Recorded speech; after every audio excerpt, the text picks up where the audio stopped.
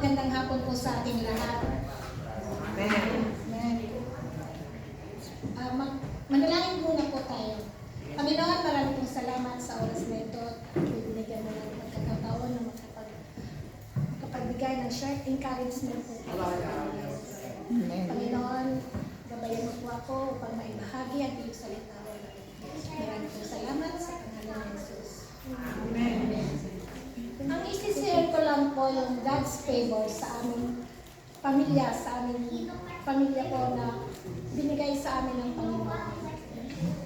Ang God's favor po ay ng Diyos ay kadalasan inilalarawan bilang ang mapagbiyaya at mapagmahal na disposisyon ng taglay ng Diyos sa kanyang mga anak. Maaari itong magpakita bilang pagpapala, proteksyon at patnubay sa iba't ibang aspeto ng buhay. Ang sabi po sa Awit 5:12, pinagpapala mo o Diyos, yaong tapat ang iyong kantilit ng kanyang kalasan. I-share ko lang po dito yung nangyari sa buhay namin noong bagyong Christine po. Dahil yung bagyong Christine po ay sobra po yung lugar namin sa Bicol. Sobra po yung naranasan namin na pati yung bahay namin, ayun po talaga nagos ng tubig, sobrang lakas. Ngunit, ang sabi nga po dito, isa na sa atin ang manampalataya sa Panginoon, ang ating pamilya ay puproteksyonan. Tatakpan po ng Panginoon at sa awa po ng Panginoon, may isa sa pamilya ko, mga kapatid ko, wala pong masamang nangyari. Kahit gaano po kalakas dong agos dun sa lugar namin.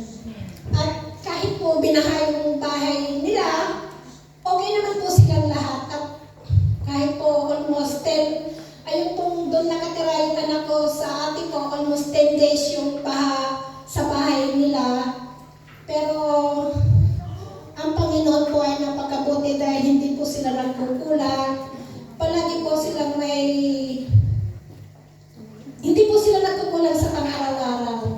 At napakabuti po ng Panginoon at yung protection po ng Panginoon, hindi lang po sa aming pamilya at sa aming mag-asawa, sakop na po yung aming pamilya sa Pilipinas.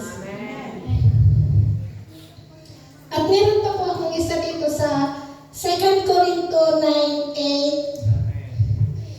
Magagawa ng Diyos na pasaganahin kayo sa lahat ng bagay, higit pa sa iyong pangangailangan, upang may magamit kayo sa pangkakawang gawa.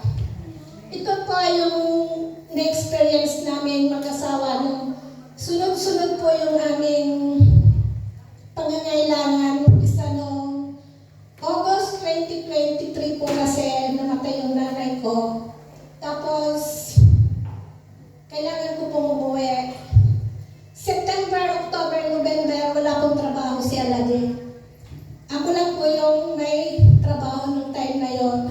Pero napakabuti po ng Panginoon dahil yung pangangailangan po namin, hindi po kami pinagkukulan ng Panginoon. Amen!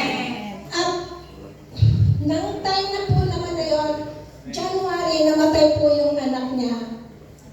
Di, sabi po ni Aladin, hindi ako uuwi. Pero ang sabi ko po sa kanya, ibibigay ng Panginoon ang ating pangangailangan, umuwi ka. At napakabuti po ng Panginoon dahil hindi pa man ipinag-pray ko po na umuwi siya, bibilang ko agad siya ng ticket. Pero wala po akong pera nung sa card. Pero nag-decide po akong bibilang ko siya ng ticket, nagpabook na ako. Nung magbabayad po kami ng ticket, kahit hindi pa time na magbigay yung, dahil January po nag-umpisa yung pensyon niya, hindi pa time yung pensyon niya, dumating po agad. Ganun po kabuti ng Panginoon. At hindi lang po yan, sabi pa nga niya, pasasaganain kayo sa lahat ng bagay. Sa lahat ng bagay, higit pa sa iyong pangangailangan. Tama po yung sabi ng Panginoon dahil sa time po yun, hindi po kami niya pinagkulang. Amen. At lahat po ng pangangailangan namin, panggastos, ibinigay po ng Panginoon. Ganun po